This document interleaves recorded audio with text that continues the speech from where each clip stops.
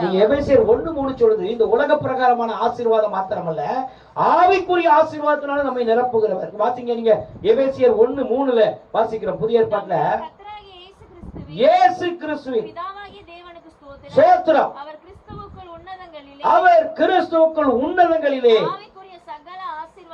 ஆவிக்குரிய சகல ஆசீர்வாதத்தினாலும் ஆசீர்வதிச்சிருக்கிறாரு. அல்லேலூயா. சத்தமாலே சொல்லுங்க. இந்த உலக பிரகாரமான ஆசீர்வாதம் மாத்திரம் இல்லைங்க, ஆவிக்குரிய ஆசீர்வாதம் நம்மள என்ன செஞ்சிருக்காரு? ஆசீர்வாதம் நமக்கு ஆவிக்குரிய ஆசீர்வாதத்தினாலும் சத்தமாலே சொல்லுங்க. உங்களுக்கு தலையில முடிவான இல்லாம இருக்கலாம். ஏன் பாக்கிய எனக்கு தான் முடி போச்ச, நான் முடிவெட்டுற அண்ணனே ரொம்ப வருத்தப்படுறாரு. சார் உங்களுக்கு முந்தி மாதிரி இல்லை, நிறைய முடி என்ன செஞ்சுட்டு கழிஞ்சிட்டு போற நேரம் போற அவரு என்ன பாடப்படுத்துறாரு. அல்லேலூயா. ஆமா, ஏன்னா அவருக்கு ஏன் தலையில முடி போனது அவருக்கே பிடிக்கல, அவருக்கே பொறுக்கல. ஒவ்வொரு நேரமும் சொல்லிக்கிட்டே இருக்காரு. அவரை சமாதானப்படுத்துறது எனக்கு பெரிய காரியமா போயிருக்கு. அல்லேலூயா. அப்போ நான் ஒரு விளையாட்டுக்கு சொல்றேன், ஒருவேளை நமக்கு சில குறைவுகள் நம்ம வாழ்க்கையில இருந்தா கூட நம்மை நிறைவாய் நடத்துகிறவன்.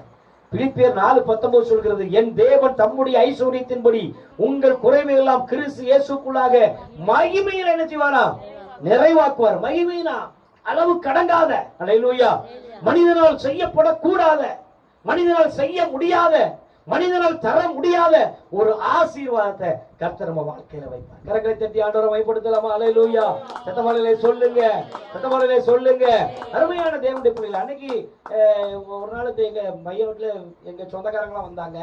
அவங்க சொன்னாங்க, நாங்க சாம்சை வீட்டுக்கு இன்னைக்கு போறோம் அப்படின்னு சொல்லி ஒரு 4 குடும்பம். எங்க மூத்த மருமகன், அப்புறம் 2வது மருமகன் சென்னையில இருந்து, அப்புறம் எங்க மருமகன் பழையங்குட்டை, அவரும் பழையங்குட்டை தான், அப்புறம் மைனியர் பையன், மருமகா, டாக்டர் அம்மா எல்லாரும் வந்துட்டாங்க.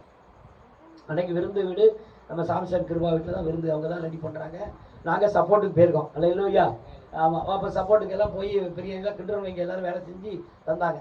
அப்போ எல்லாம் சாப்பிட்டுட்டு அப்படியே சாஞ்சிருந்தோம் கொஞ்ச நேரம். சாப்பிட்றதுக்கா சாப்பிட முடிஞ்சது இல்லை. உடனே எங்கள் மைனியர் மகா, எங்கள் மூத்த மகா, அவள் ப்ரொஃபஸராக இருக்கா திருநெல்வேலியில். உடனே அவள் சொன்னா, சித்தப்பா உங்கள் வயசு என்ன அப்படின்னா. உடனே நான் சொன்னேன், எனக்கு 58 முடிச்சிருக்கு இப்போ தான் அப்படின்னு சொன்னேன். 58 பிறந்திருக்கு எஸ்அப்பா, நான் பார்த்தா 58 வருஷம் ஆயிருக்கு அப்படின்னு சொன்னேன். நான் சொன்னேன், அப்பா நீங்க ரிட்டையர் ஆயிட்டீங்க அப்படின்ட்டா. அல்லேலூயா. பாருங்க, உலக பிரகாரம் என்ன ஆச்சு? ரிட்டையர்ட் ஆயாச்சு. அல்லேலூயா. சத்தமாலே சொல்லுங்க. ஆனா ரிட்டையர்டுக்கு பிறகு தான் வீட்டையே கட்டிட்டு இருக்கோம். சத்தமாலே சொல்லுங்க. ரிட்டையர்டுக்கு பிறகு தான் ஊழியம் வெள்ளமே வளர்ந்துட்டு இருக்கு. அல்லேலூயா. ரிட்டையர்ட் ஆன பிறகு தான் ஆண்டவர் நிறைய ஆசீர்வாதங்களை தந்துட்டு இருக்காரு. அல்லேலூயா.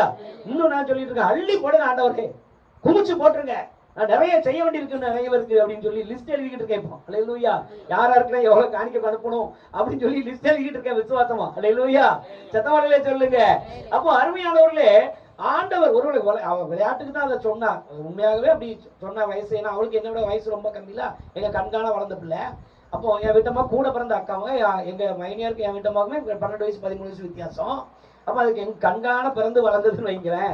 அப்போ அது ஒரு விளையாட்டுக்கு அது சொன்னா கூட, ஆனா ஒரு மனிதனுடைய பார்வையில அவ தப்பா சொல்லல, விளையாட்டு தான் சொன்னா. ஆனா மனிதனுடைய பார்வையில நம்மளை வயசானவங்க போல நமக்கு நம்மளை பார்த்தாலும், இன்மை என்னதே அப்படின்னு நினைச்சாலும் கர்த்தர் நம்மளை புறந்தகலங்க. கரங்களை தட்டி ஆண்டவரை ஸ்தோத்திரம் பண்ணுங்க. அல்லேலூயா.